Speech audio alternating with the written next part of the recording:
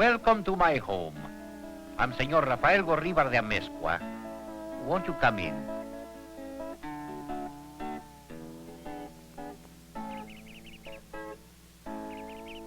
I have lived in this house and in these gardens for all of my life. My family came from Spain to live in Mexico about 300 years ago. We have been here a long time. Still, it is not an easy country to understand, this Mexico. Let's go inside. My great-grandfather, Don Francisco Gorribar, built this house. He owned land and mines. In Mexico, there are very few houses like this one because there were not many great-grandfathers like Don Francisco. I think I'm getting old now. I like to sit here with my pictures and my books. That one is by a friend of mine, one of the most famous artists of Mexico. It gives me much pleasure to look at. I like to sit here in this room and read our history and have around me the things of the past. For in Mexico, the past is so much a part of the present. To understand Mexico even a little, you must know something about the beginning, about the history, about the people who live here now on this land, which is like no other in the world. How do I tell you about this country of a million faces, this Mexico of so many mountains, of sun-baked deserts, and cool forests, of sweltering swamps, and breezy, rocky seacoasts? We say in Spanish, aquí hay un poco de todo. Here there is a little of everything which nature has to offer. On the map, this is how Mexico is. Bounded by the United States, the Pacific Ocean, the Gulf of Mexico, and by Guatemala and British Honduras. A country about 1/4 the size of the United States. Two mountain ranges, the Sierra Madre Oriental and the Sierra Madre Occidental, form the walls of the high central plateau, which covers about 1/3 of the country. Most of the people live on the central plateau, and most of the cities are here. The high mountains meet in the center, near Mexico City, and then drop down to the isthmus of Tehuantepec. The peninsula of Yucatan is low and flat, as is also the peninsula of Baja California, which is mostly desert. The mountains make transportation and communication very difficult, and many parts of the Republic are cut off from the rest of the country. In the north, the land is mostly desert, parched and water-hungry. For this reason, not many people live here. The lack of rainfall in most of Mexico makes farming very difficult or impossible. Even on the central plateau, which is the chief agricultural region, there is barely enough rain. Along the narrow tropical lowlands by the sea, there is an overabundance of rain. It's very warm here throughout the year. The temperature becomes cooler as the land rises. At Mexico City, which is nearly 8,000 feet above sea level, the average temperature in the winter is about 54 degrees, and in the summer a cool 62. There are many rivers which flow down from the mountains, but almost none are good for transportation. Many have water in them only during the rainy season, which is usually in the summer. Now I must tell you about the people and the great problems made for them by this land they live on. Long before Columbus discovered America and Cortez conquered Mexico for Spain, a rich Indian civilization was here. They made figures like these. They were craftsmen and artists and great builders, building enormous pyramids to their gods, marvels of engineering knowledge and skill.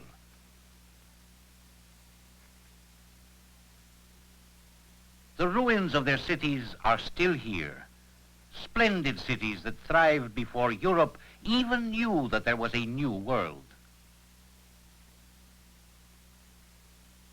We think that about 20 million Indians were living in Mexico when the Spanish conquerors came in the year 1521. Today, maybe 2 million Tzotzils, Aztecs, Zapotecs, Chamulas, and other tribes live in their mountain villages. They still speak their own languages, and many do not even know Spanish, the language of Mexico. The Indian and the Spanish conquerors married, and soon a new race began to grow, the mestizo. Most of the 35 million people of Mexico now are of this mixed Spanish and Indian blood, called just Mexicans. Many towns stand today almost exactly as they were during the nearly 400 years of Spanish rule. Towns like San Miguel Allende,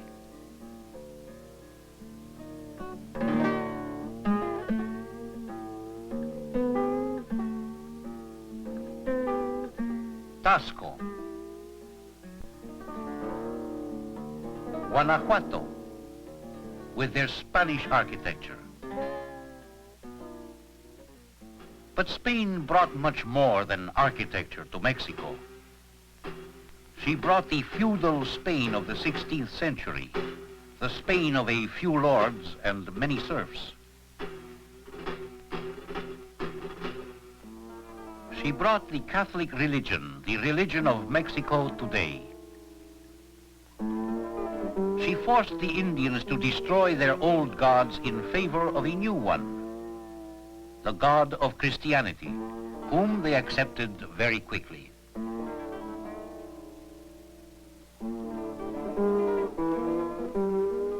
From the earth of Mexico, immense amounts of silver and gold flowed back to Spain.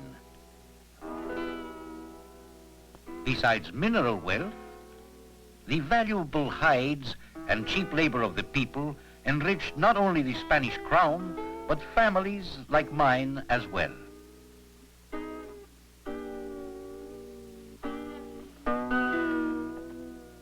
For nearly 400 years, Mexico lay still under the Spanish yoke. She did not grow. She did not change. Under a feudal system of life, long outmoded in other countries.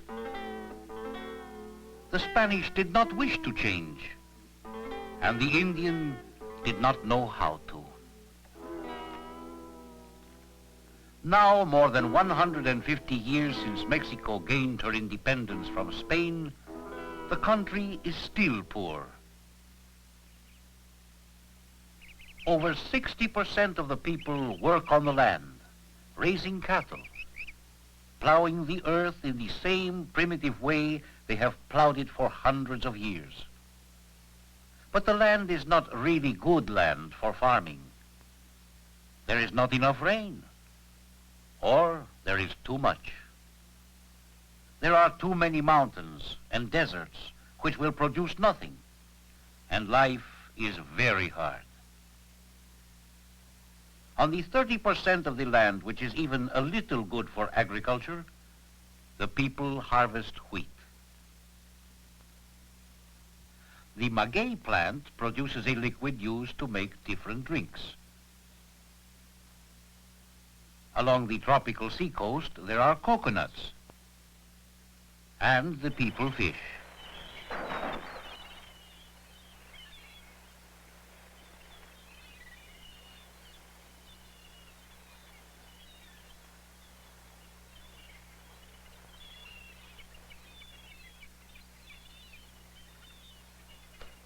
Sugarcane is usually harvested on lands the people of the village own in common.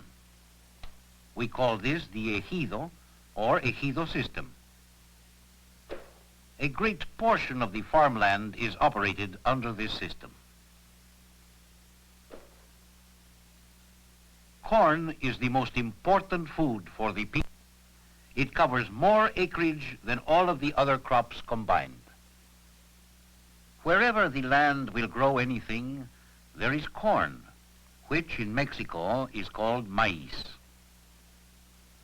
Like most campesinos or farmers, Juan Alvarez grows corn on his own little plot of land by his house, and the rest of the time he works on the ejido, or village lands.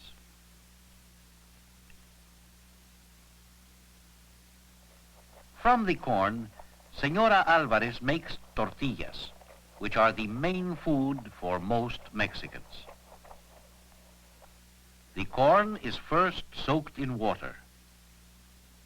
Then it is ground between stones until it is like dough.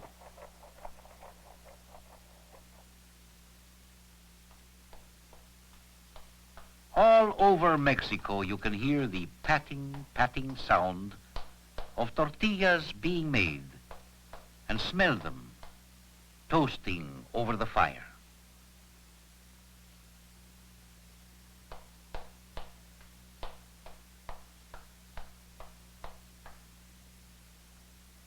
For the campesino and his family, there are no luxuries, barely the necessities.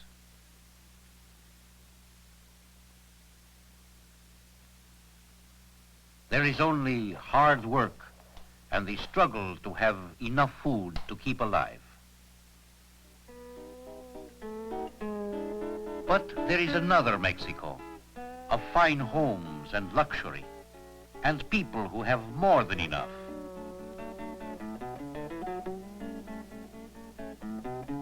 Once there were only the very rich and the very poor, but now the people of the cities who work in shops, offices, and factories make up the rapidly growing middle class, which a country must have if it is to develop.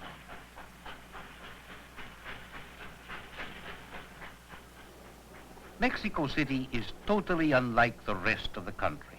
150 years ago, it was the largest city in the whole Western Hemisphere. Today, with a population of close to 4 million people, it's one of the world's great capitals and centers of commerce.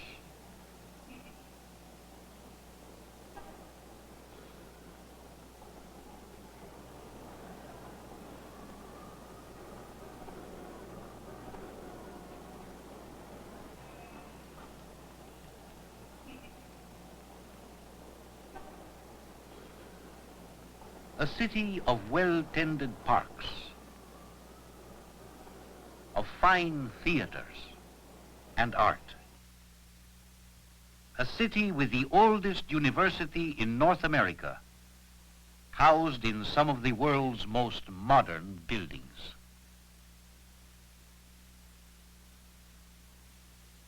For over 3 centuries, the University of Mexico has been a center of culture and learning. Cities like Guadalajara and others are growing as people move from the country. 20 years ago, only a small percentage of the people lived in urban centers. Now almost half are part of the city's rising middle class. Mexico knows it must industrialize quickly if it is to provide a better life for more of the people. New factories are being built all the time as the country produces more and more of the things a modern society needs. From the port city of Veracruz on the Gulf of Mexico, we ship out sugar and cotton to other countries, and we get back the machinery with which to build our industry and make at home the manufactured goods which now must be imported.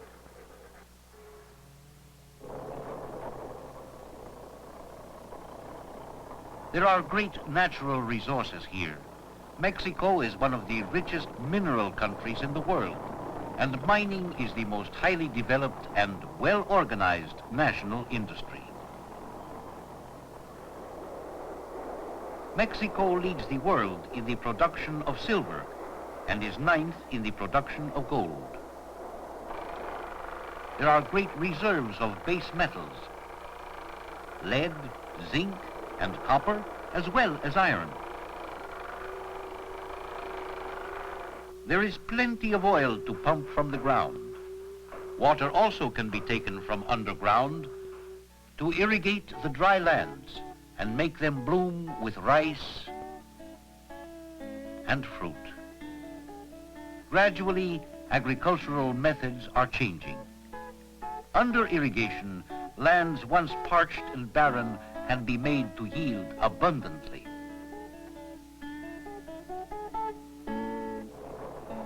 With the growing use of modern farm machinery and methods, it is possible now to produce much more food with far less labor. There are more schools in the villages, where before there were none. And the problem of teaching all of the people of a nation to read and write is slowly being solved. Roads are being cut through the mountains to communities once isolated from the world for want of a way to reach them.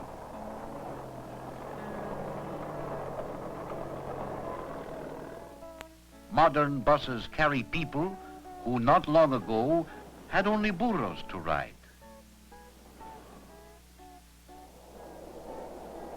With the construction of the railways in the 1880s, the industrialization of Mexico began, slowly gaining momentum until today Mexico is growing industrially at a more rapid rate than any other country of the Americas. Through the airport at Mexico City, thousands of tourists come to enjoy this most beautiful country, with its days filled with warmth and sunshine. Acapulco on the Pacific coast has become one of the most famous resorts in the world.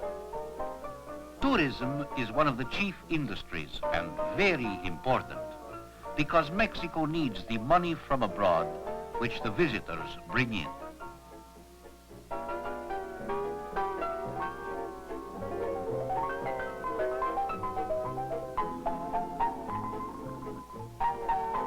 There are many Mexicos. At one extreme, there is this Acapulco with its beauty and luxury. At the other, there is the Mexico in which life has changed little in hundreds of years. The Mexico of sparse existence for over half the people. This Mexico is our problem. But as you have seen, we are working to solve it. I hope that in my small way, I've helped you understand Mexico. Won't you come back?